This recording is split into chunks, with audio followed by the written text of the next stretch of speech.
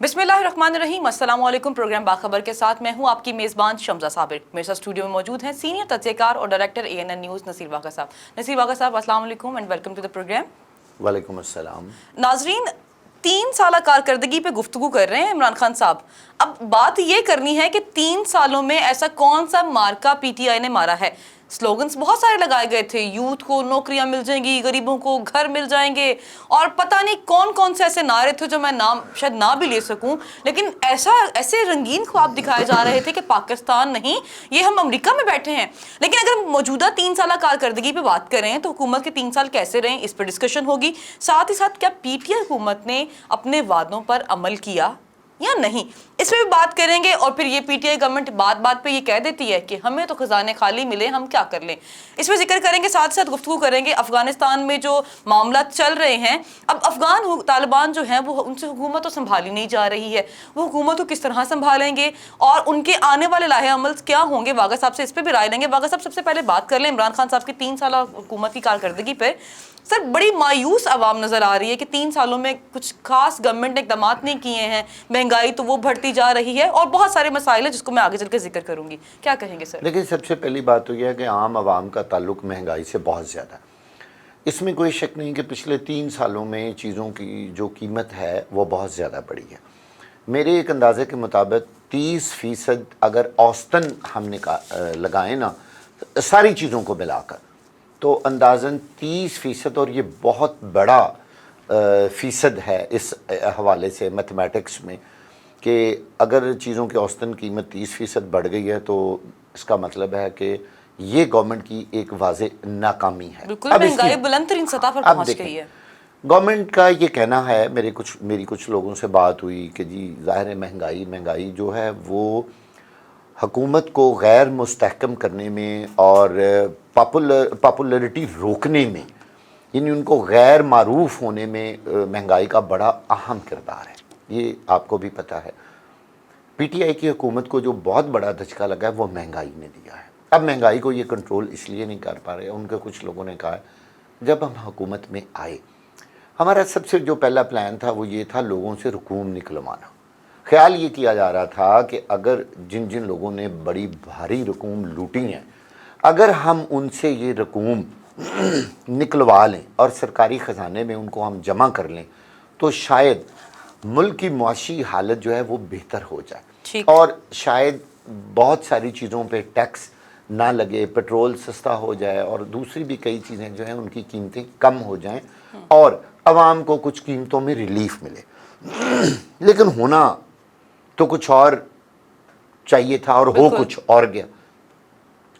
Government ने जो दावे किए थे वो सारे धरे के धरे रह गए। मैं महंगाई के हवाले से बात कर रहा हूँ। सर, पेट्रोलियम मसनूआत बुलंद तरीन सतह पर, खास तौर पे पेट्रोलियम मसनूआत के बाद आप डॉलर की बात करें कि जब डॉलर बढ़ता है तो आप देखें कि पाकिस्तान में हर चीज़, चाहे उसका डॉलर के साथ कनेक्शन नहीं भी तो भी वो चीज़ बढ़ जाती है। होता है। असल हमारा प्रॉब्लम ये है कि बहुत सारा इंपोर्ट हो रही हैं चीज़ें पाकिस्तान के अंदर ना, जो भी इंपोर्ट हो रही है पहले तो वो डॉलर से मुंसलिक होती, उसकी कीमत आसमान पे चढ़ जाती है। फिर हम लोगों ने ये एक वतीरा बना लिया कि जी डॉलर की कीमत देखें जी 160 रुपये से ऊपर चली गई है, 62 हो गई है, 63 हो गई है, तो जी ये हमने महंगाई कर दिया। देखें, मोबाइल फ़ोन की मिसाल ले लें, इसकी कीमत भी डॉलर से रिलेटेड है, पेट्रोल की कीमत डॉलर से रिलेटेड है, गाड़ियों की कीमत डॉलर से रिलेटेड है, आपके गैर मुल्की कपड़े और बहुत सारी दूसरी मसनूआत हैं जिनका ताल्लुक डॉलर के साथ है। डॉलर को कंट्रोल करना हुकूमत के किस तरह इख्तियार में है ये तो वो लोग जानते हैं। इस पर एक लंबी डिस्कशन हो सकती है कि वो कौन कौन से अवामिल हैं जिनकी वजह से डॉलर की कीमत बढ़ती है। हम इस पर एक इंडिपेंडेंट प्रोग्राम करेंगे। इस वक्त हमारा जो मुद्दा है वो है हुकूमत की जो 3 साल कारकर्दगी, जिसके ऊपर इमरान खान साहब ने बाकायदा एक सेशन लिया और लोगों को बैठ के बताया। सर, यहीं से थोड़ा सा मैं और एक्सप्लेन कर दूं अपने नाज़रीन को। PTI की गवर्नमेंट ने इक़्तिदार में आने से पहले बहुत, जो इस्लामाबाद में मार्च हुई, फिर जो वहाँ पर धरने दिए गए, वो सब कुछ, उसमें जो स्टेटमेंट्स दी गई, जो स्लोगन्स लगाए गए, जिसमें कहा गया था कि हम यूथ के लिए नौकरियाँ बहुत सारी लेके आएंगे, बेरोज़गार अफराद को रोज़गार फराहम किया जाएगा, फिर जिनके पास घर नहीं उन्हें छतें दी जाएंगी। इसके लिए उन्होंने फिर प्रोग्राम्स का افتتاح بھی کیا, اللہ اللہ کر کے کیا افتتاح ضرور, لیکن سر وہ رک گیا تھا بعد میں. لیکن سر عوام بڑے یہ سوال, معصومانہ سوالات ان کے ہیں ابھی بھی کہ مہنگائی کنٹرول سے باہر کیوں ہیں, حالانکہ سب کو پتہ ہے کہ باہر کیوں ہیں. لیکن سر کیا پی ٹی آئی نے جو دعوے کیے تھے ان میں سے کتنے % دعووں پہ انہوں نے کام کیا ہے؟ اچھا, میں تو یہ سمجھتا ہوں کہ انہوں نے جو انہوں نے جو ڈیم شروع کروائے ہیں وہ ان کا ایک اچھا قدم ہے. دوسری بات یہ ہے کہ جب انہوں نے نیب کے ذریعے یا ایک اپنی مشینری کے ذریعے جن لوگوں نے پاکستان کا پیسہ لوٹا تھا یا جو لوگ نادہندگان تھے ان کے اوپر جو اپنی گرفت مضبوط کی ہے, آلدو کہ وہاں سے حاصل کچھ نہیں ہو رہا, جتنی دولت سوچ رہی تھی گورنمنٹ کے وہ پیسہ لوٹا ہوا واپس کریں گے, وہ نتیجہ تو بالکل نہیں نکلا. یہاں بھی آ کے حکومت ناکام ہوئی ہے, پرائس کنٹرول میں حکومت ناکام ہوئی ہے. میں اس سے بھی آپ کو بڑی بات بتانے لگا ہوں, لا اینڈ آرڈر میں حکومت بہت برے طریقے سے ناکام ہوئی ہے, خاص طور پہ وہ لا اینڈ آرڈر جو عوام کو چاہیے, جس سے میرا مطلب ہے پولیس اور ہماری چھوٹی عدالتیں, جہاں عام لوگ انصاف کے لیے جاتے ہیں, جہاں عام لوگ تھانے جاتے ہیں اپنے مسائل کے حل کے لیے. اس کی تباہی ہو گئی ہے, وہ بیڑا غرق ہو چکا ہے اس کا. میں آپ کو, لوگ اس کو چیخ رہے ہیں. سر اگر تھوڑا سا اس میں تھوڑا سا موازنہ کر دیں, چیزیں شامل کر دی جائیں, تو نون لیگ کی جو حکومت تھی جب اس طرح کے واقعات سامنے آتے تھے, نو ڈاؤٹ ایکشنز لیے جاتے تھے اور کیفرے کردار تک پہنچایا جاتا تھا کسی حد تک. اب ذکر کر لیں پی ٹی آئی کی گورنمنٹ کا, سر 3 سال میں سب سے زیادہ ریپ ہوئے ہیں, سب سے زیادہ زیادتی کے واقعات سامنے آئے ہیں, اس سے زیادہ ہراسمنٹ کے کیسز ہر جگہ پر سامنے آ رہے ہیں. لیکن خان صاحب کہتے تھے کہ آپ کے ڈریسنگ کا بڑا اس پر وہ انہوں نے ایک سکیچ بنایا ہے کہ آپ ڈریسنگ ایسی کرتے ہو تو اس لیے اس طرح کے واقعات آتے ہیں. اس کو میں ان 3 سالوں میں اس لیے کاؤنٹ کر رہی ہوں کیونکہ یہ ان کی حکومتی کارکردگی کے اندر شامل ہے. اچھا, میں آپ کو بڑی اہم بات, یہ جس سیگمنٹ کی آپ نے بات کی ہے, دیکھیں یہ جن چیزوں کا آپ نے نام لیا ہے کہ جی فلاں کیسز بڑھ گئے ہیں, پہلی بات تو یہ ہے کہ اب کیس رپورٹ ہونے زیادہ شروع ہو گئے ہیں. لیکن سر عمل نہیں ہو رہا نا ساتھ میں. نہیں کہ وہ عمل, وہ ایک, میں آپ کو ایک پہلی بات یہ بتا رہا ہوں کہ پہلے کیس میڈیا پہ یا لوگوں میں بہت زیادہ رپورٹ نہیں ہوتے تھے, ہائی لائٹ نہیں ہوتے تھے. اب آپ دیکھیں کہ ایک چھوٹا سا واقعہ ہوتا ہے نا, وہ سوشل میڈیا کے ذریعے نیشنل میڈیا پہ آ جاتا ہے اور فوری طور پر ایک شور مچ جاتا ہے کہ جی یہ بہت زیادہ بڑا واقعہ ہو گیا جی, اب اس پہ ایکشن ہونا چاہیے. پھر پولیس اپنا ایکشن کرتی ہے, بندے گرفتار ہوتے ہیں, اور ہمیں یوں محسوس ہو رہا ہے کہ یہ واقعات شاید پہلے سے زیادہ ہو رہے ہیں. اصل بات یہ ہے کہ واقعات پہلے بھی ہوتے تھے, واقعات اب بھی ہو رہے ہیں, واقعات اور ہوتے رہیں گے. یہ ہم نے پہلے بھی اس بات پہ ایک ڈسکشن کی تھی, آپ کو یاد ہے وہ مینار پاکستان والے واقعے پہ, کہ منحاص القوم ہمیں اس چیز کو خود کنٹرول کرنا ہوگا, بحیثیت مجموعی ہمیں اپنا احتساب خود کرنا ہوگا, ہمیں اپنی لائن لینتھ ٹھیک کرنی ہوگی. نوجوان نسل کو خاص طور پر اپنی لائن لینتھ ٹھیک کریں گے تو ان مسائل کا حل. اگر آپ یہ سمجھے نا کہ صرف پولیس, عدلیہ یا حکومت ان مسائل کا حل کر لے گی, یہ نہیں ہے ممکن. اب دیکھیں مہنگائی کی طرف ہم آ جاتے ہیں. ٹھیک ہے, حکومت کیسے مہنگائی کنٹرول کر سکتی ہے؟ دیکھیے, جب گراس روٹ لیول سے ہی ایک چیز مہنگی آنی شروع ہو جاتی ہے. ٹھیک ہے, اب اصل جو خرابی ہے وہ یہ ہے کہ جو حکومت کی مشینری ہے نا, وہ پرائسز کنٹرول کرنے میں بری طرح ناکام ہوئی ہے.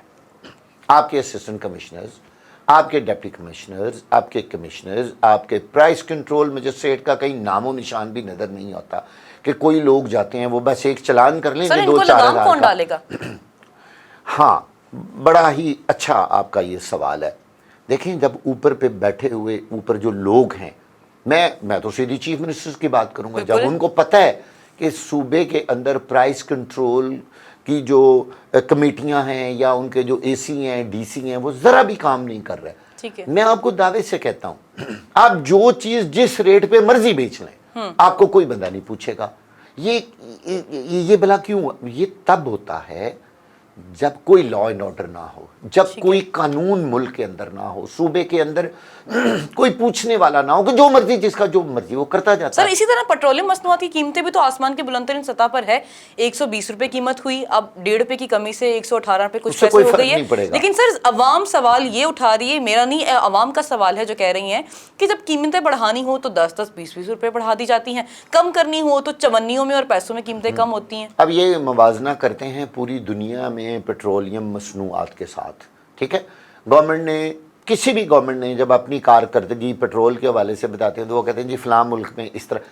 اچھا پیٹرول کی قیمت کا تو کر لیتے ہیں, لیکن جو آپ کا جی ڈی پی ہے یا جو لوگوں کی انکم ہے, جو لوگوں کی سیلریز ہیں یا جو دوسرے اخراجات ہیں, ان کا کبھی کمپیریزن نہیں کیا کہ وہ وہاں کتنی سستی ہیں. اچھا ان چیزوں کے ساتھ ساتھ وہاں جو اساشے ہیں, مثلا ہیلتھ کی ہے, وہاں ہیلتھ فری ہے. دوسرے بڑے ملکوں میں ایجوکیشن سر خان صاحب نے یہاں پہ تو صحت کارڈ ان کو جاری کیے تھے, لیکن افسوس اس کے ذریعے ایک بندے کا بھی علاج نہیں ہوا.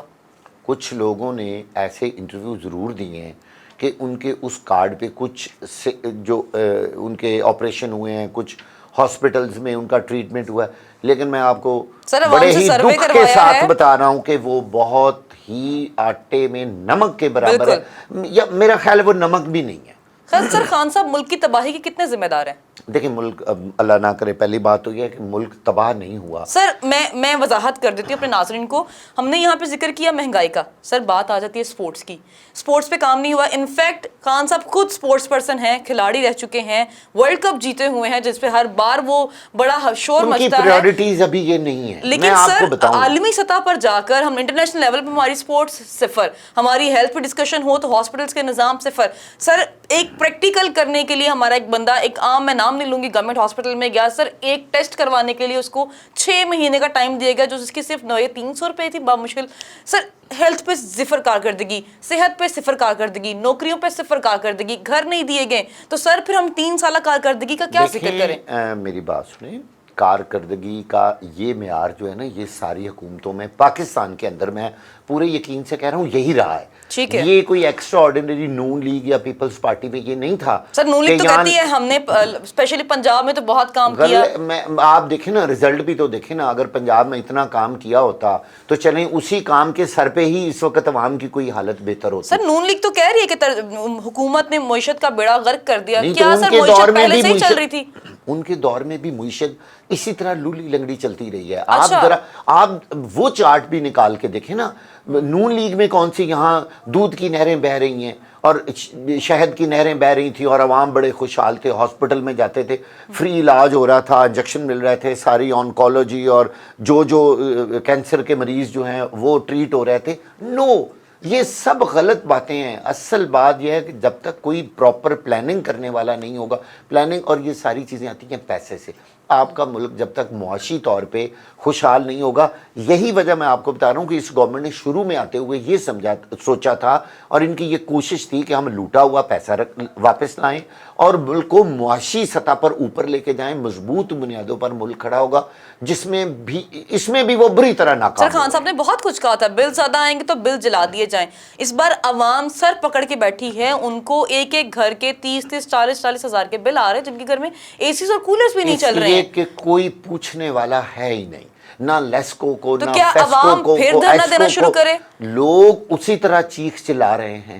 حکومت میں آنے سے پہلے ان لوگوں کے بیانات کچھ اور ہوتے ہیں, لیکن جب آ کے فیکچول پوزیشن دیکھتے ہیں نا, جب پتہ چلتا ہے نا کہ خان صاحب جب تک عوام کا خون نہیں نہ نکالیں گے, نچوڑیں گے نہیں نا جب تک, تو گورنمنٹ نہیں چلے گی. لیکن سر پی ٹی آئی ورکرز یہ بھی کہہ رہے ہیں, سوری آپ کو کاٹ رہی ہیں, پی ٹی آئی ورکرز یہ بھی کہہ رہے ہیں کہ اپوزیشن نے ملک کو اس طرح سے دونوں ہاتھوں سے لوٹا ہے کہ اس میں 1 روپیہ بھی باقی نہیں رہ گیا. نہیں, ایسی بات نہیں ہے. دیکھیں کہ آپ سابق گورنمنٹ کی بات کر رہے ہیں جی, نہیں, دیکھیں ایسی بات نہیں ہوتی, نہ تو کوئی اس طرح حکومت لوٹ کے نچوڑ کے جاتی ہے. ہاں, جو ان پہ کرپشن کے الزامات ہیں, ایسا تو نہیں ہو سکتا. دیکھیں کہ زیرو آپ کا جو سر ان کا زیرو سے موازنہ یہ ہے کہ انہوں نے اتنا ملک کو لوٹ لیا ہے کہ ہمیں سمجھ نہیں آ رہا کہ ہم کھائیں کیا اور لگائیں کیا. نہیں, ایسی بالکل کوئی بات نہیں ہے. اتنا بھی طوفان نہیں مچا یہاں پہ. یہ میں یہ سمجھتا ہوں, میں آپ کو میں نے پہلے بھی 1-2 دفعہ اپنے پروگرام میں بتایا کہ ہم لوگ بڑے پر امید تھے PTI की हुकूमत से, मीडिया के बहुत सारे लोग, अवाम के बहुत सारे लोग, बहसीत पाकिस्तानी मैं आपको बात कर रहा हूँ, नॉट एज ए जर्नलिस्ट, मैं आपको अपनी ज़ाती फीलिंग्स ये बता रहा हूँ कि मुझे बड़ी उम्मीद थी कि PTI की गवर्नमेंट आएगी, गवर्नमेंट के अखराजात कंट्रोल होंगे, बहुत बड़ी काबीना नहीं सर होगी। तालीम पे काम नहीं हुआ, मैं वही मेरिट कह रहा पे हूं कि नौकरियां मिलनी थी, वो सारा और तो पैसा, और अब कोरोना की जो डोज लग रहे हैं उसके जाली सर्टिफिकेट्स बना के लोगों मैं को दिए आपको जा वो बात रहे भी हैं। बताता हूँ। अच्छा देखें, वो जो सारी बचत होनी थी, ये जो अल्ले तलल्ले थे, ये जो मिनिस्टरों के खर्चे, इस्लामाबाद की कोठियाँ, वहाँ किराए, लंबा चौड़ा पैसा, होना ये चाहिए था जो हम सोच रहे थे कि खान साहब छोटी सी काबीना बनाएंगे, सारा पैसा वहाँ से निकालेंगे और अवाम के इन मंसूबों पे खर्च करेंगे। लेकिन आप यकीन करें कि मैं इस कदर मायूस हुआ हूँ। सर ब्रेक पे जाने से पहले इतना जरूर पूछूंगी, खान साहब की जो हुकूमत है 3 साल कारकर्दगी से आप कितना सेटिस्फाइड नहीं, हैं? मैं तो बिल्कुल सेटिस्फाई नहीं हूँ, बिल्कुल भी नॉट नहीं। At all. है मैं कह रहा हूँ कि हम वो लोग थे जो इनकी हुकूमत आने से पहले बहुत ज़्यादा पुरुम्मीद थे और हमें यकीन था कि कोई ना कोई बड़ा फ़र्क लेके आएंगे। ठीक है, मतलब खान साहब ने सबकी उम्मीदों को तोड़ कर रख दिया। नाज़रीन अभी वक्त हुआ है ब्रेक का, ब्रेक के बाद मिलते हैं, हमारे साथ रहिएगा। Welcome back. नाज़रीन, क्या पाकिस्तान में अमरीकी फौजी मौजूद हैं या नहीं? एब्सोल्युटली नॉट कहने वाले वाई नॉट पर क्यों आ रहे हैं? फिर पाकिस्तान को इतनी अहम फेवर के बदले कुछ मिल रहा है? साथ ही साथ हम डिस्कशन करेंगे इसी टॉपिक पे कि अफगानिस्तान में जो तालिबान की हुकूमत है उनको इतने मसाइल दरपेश क्यों आ रहे हैं। वागा साहब, अफगानिस्तान पर जो हुकूमत इस टाइम विराजमान है, सर उनको इतने मसाइल क्यों दरपेश आ रहे हैं? देखिए, उस गवर्नमेंट जिसकी पहले से कोई प्लानिंग ना हो, आपने ये तो देखा है कि अफ़गानिस्तान में अचानक उन्होंने कैप्चर किया है सिस्टम को, और जो ऑलरेडी सिस्टम चल रहा था उसको उसका निज़ाम दरहम बरहम हो गया, बिल्कुल एकदम उसको ब्रेक किया और कुछ लोगों ने आके उसको टेक ओवर कर लिया। देखिए, ऐसे हालात में तो फिर हुकूमत इस तरह नहीं ना चलती बगैर प्लानिंग के। ना उनके पास वो एक सिस्टम था जिसके तहत एक पूरी कैबिनेट होती है, लोग कौन प्राइम मिनिस्टर बनेगा, कौन प्रेसिडेंट बनेगा, कैसे, उनकी तो कोई प्लानिंग नहीं थी ना वो तो। और क्योंकि खुद अमरीकी कह रहे हैं कि हमें ये यकीन नहीं था कि इतनी जल्दी ये लोग अफगानिस्तान लेकिन सर को उनकी एक और फतह स्टेटमेंट कर सामने लेंगे। आ गई जिसमें वो कह रहे हैं कि अफगानिस्तान से जो इनखला है ये तालिबान की डेडलाइन पे नहीं हुआ, ये पहले से और बहुत साल पहले से तयशुदा है। इसमें कोई शक नहीं है, ये बात मैं बिल्कुल 100% सर मानने अमेरिका को तैयार हूँ। वजाहती बयान दे रहे हैं इस पे। देखें, अमेरिका का ये प्लान ऑलरेडी था कि हमने अफगानिस्तान से अपना इनखला करना है और तकरीबन यही डेडलाइन थी, ये कोई अचानक नहीं हुआ। और सर अमेरिका यही कह रहे हैं कि हमने डर के नहीं किया, ये तयशुदा मामला थे जिनको हमने इस तरह किया किसी को पता नहीं चले। लेकिन असल बात पता है क्या है, उनके ख्याल में ना इस तरह होना नहीं था। जिन हालात में वो गए हैं और जाने से पहले जिस तरह तालिबान ने अफगानिस्तान पे कब्जा किया है ना, ये उनके ख्याल में नहीं था। अच्छा, उनके ख्याल में था क्या? उनका ख्याल ये था कि हम जाने से पहले अफ़गान हुकूमत को मजबूत करके अफ़गान फ़ौज के हवाले करके जाएंगे अफ़गानिस्तान को। दिस वाज द प्लान जिसको उन्होंने 20 साल ट्रेंड किया है। अमेरिका यहाँ खुद नहीं रहना चाहता था, अब एक उनकी लिमिट थी। आप ये देखें, कहाँ अमेरिका, कहाँ अफ़गानिस्तान, इतनी दूर से टैंक लाने, पानी, सर क्या वजूहात थी? हमारी आवाम जानना चाहती है जिनको नहीं पता इस बारे में। किस चीज की वजूहात? सर अमेरिका ने जो 20 साल पहले प्लानिंग की है, अब वहां से खुद ही फरार हो गए हैं। अब ये बयान दे रहे हैं कि हमने अपनी मर्जी से किया क्योंकि ये प्लान था। तो सर ये पूरी प्लानिंग है क्या? तीन शॉट उनका प्लान तो पक्का था।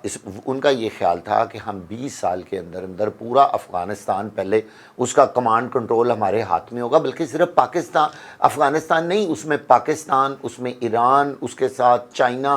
उनका ख्याल था कि हम इन पे किसी हद तक, ख़ास तौर पर पाकिस्तान के ऊपर, हमारा इतना इन्फ्लुएंस होगा कि वो काम जो हम चाइना के साथ कर रहे हैं उनके ऊपर अमेरिका असरअंदाज होगा, क्योंकि अमेरिका किसी हालत में भी चाइना को फलते फूलते नहीं देख सकता। ये उनका प्रॉब्लम इस वक्त, बहुत बड़ा प्रॉब्लम ये बना हुआ है। इस खित्ते में जो अफगानिस्तान की जगह की अहमियत है उससे ज़्यादा हकीकत में पाकिस्तान की है। लेकिन अमेरिका पाकिस्तान में ये काम नहीं कर सकता था, ना ही वो अपनी फ़ौजें उतार सकता था। पाकिस्तान की मुसल्लह अफवाज में और अफ़गानिस्तान में ज़मीन आसमान का फ़र्क है, ये हर बंदे को ज़हन में रखना चाहिए।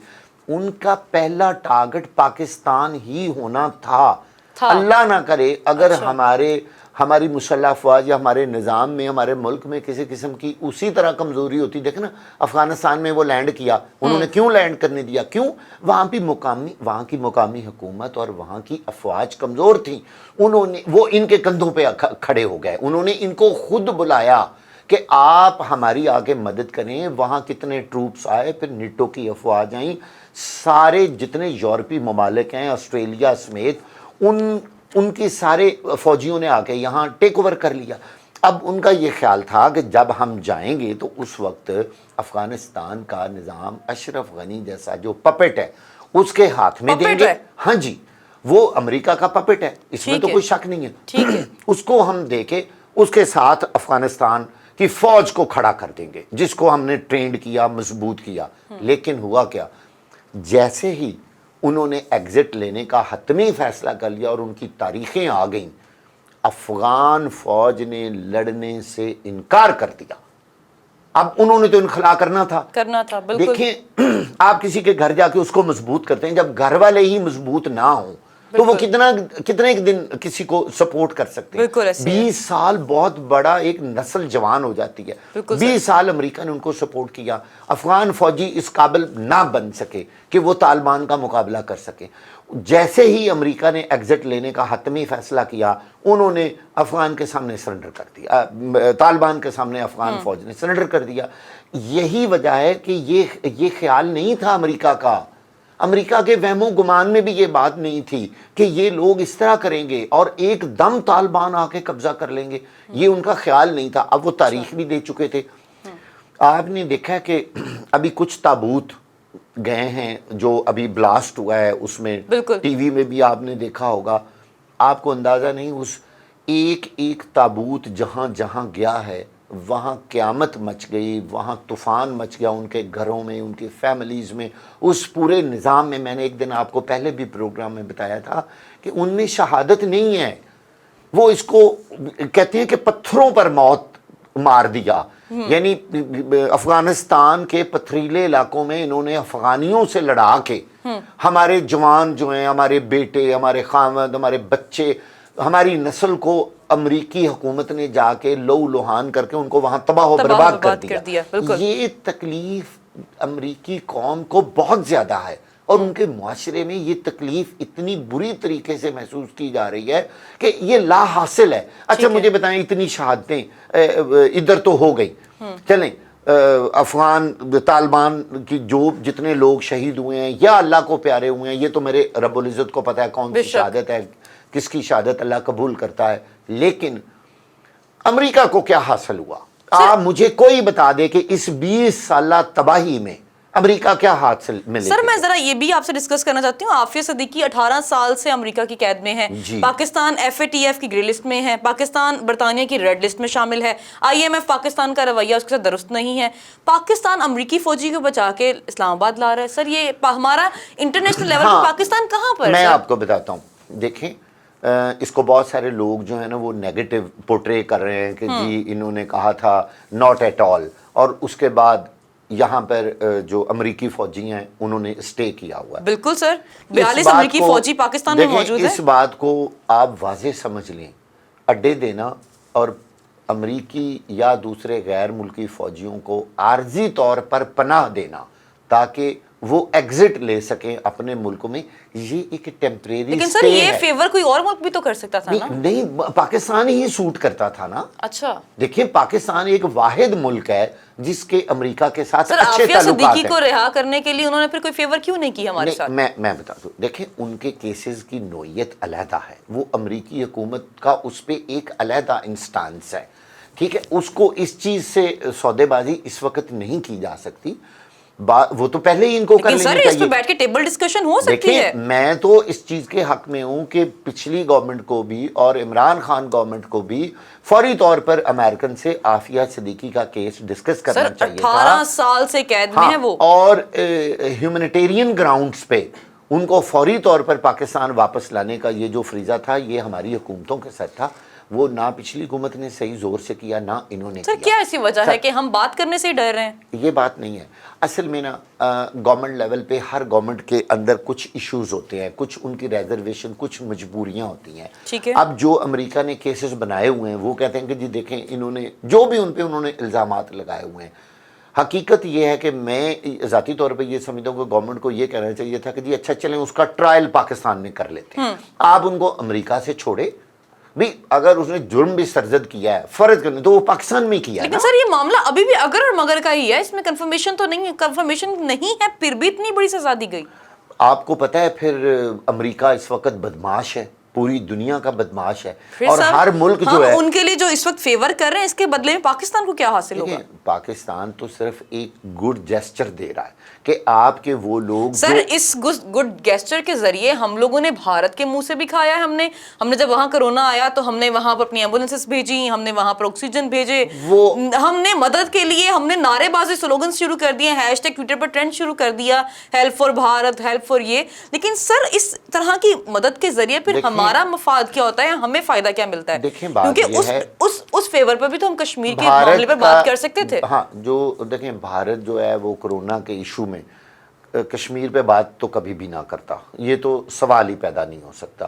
حالات ایسے تھے, انہوں نے کہا جی ہمارا پوری دنیا میں ایک اچھا فیس ہوگا کہ دیکھیں پاکستان پھر بھی پازیٹیو سوچتا ہے, وہ برا سوچتے ہیں, وہ ان کے دشمن بنتے ہیں, لیکن انہوں نے پھر بھی دوستی کا ہاتھ بڑھایا ہے. وہ ایک کرونا ایشو تھا. اچھا اب بات یہ ہے کہ جو غیر ملکی فوجی انہوں نے پاکستان میں سٹے کروائے ہیں نا, اس کی مین وجہ صرف یہ ہے کہ وہ ایک محفوظ انخلا چاہتے ہیں. ٹھیک ہے. اب امیجیٹلی وہ سارے فوجی امریکہ, فرانس, جرمنی, برطانیہ اور آسٹریلیا نہیں جا سکتے تھے. ان کو درمیان میں صرف عارضی طور پہ سٹے کرنے کے لیے ایک جگہ چاہیے تھی. سر پاکستان میں 42 امریکی فوجی ہیں, یہ سب لوگ جانتے ہیں. اب اس میں فواد چودھری کہہ رہے ہیں کہ پاکستان میں امریکی فوجی موجود ہیں, اور ساتھ ہی شیخ رشید صاحب کہہ رہے ہیں کہ ایک بھی امریکی فوجی میں نے تو نہیں دیکھا.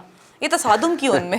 نہیں یہ تو بات کہنی شیخ رشید صاحب نے ویسے شاید مذاق سے کہہ دیا ہو, یا سر ان کے مذاق بہت بھاری پڑتے ہیں. ان کو یہ کہنا تو نہیں چاہیے, یہ تو ساری دنیا کو پتہ ہے کہ تصویریں آ رہی ہیں ساری امریکن فوجیوں کی جو یہاں سٹے کی, وہ تھوڑی سی ویسے تعداد ہے, انہوں نے پاکستان سے چلے جانا ہے. اصل بات ہے نہ تو کسی نے کوئی اڈا دیا, نہ کسی نے جہاز دیا, نہ ان کو اس طرف فیسیلیٹیٹ کیا گیا. جیسے لوگ کہتے تھے کہ جی جیسے ہم امریکہ پناہ گاہ میں سٹے دیا گیا ان کو, بالکل جہاں پر غریب طبقہ سٹے کر رہا ہے, بالکل ایسے ہی ہے. رکیں گے, وہ اپنی جان بچا کے وہاں سے آئے ہیں کہ جی ہم 31 تاریخ جو ہم نے دی ہے ہم اس پہ پورا اترے. ٹھیک ہے, بہت شکریہ, بہت شکریہ واقع صاحب آپ کے وقت کا. ناظرین پاکستان بڑی فیورز دے رہا ہے, کبھی امریکہ کو تو کبھی بھارت کو. اب دیکھنا یہ ہے کہ پاکستان کو اس فیور کے بدلے کیا فیور ملتی ہے. آج کے پروگرام سے اتنا ہی, اپنا رکھیے خیال, اللہ حافظ.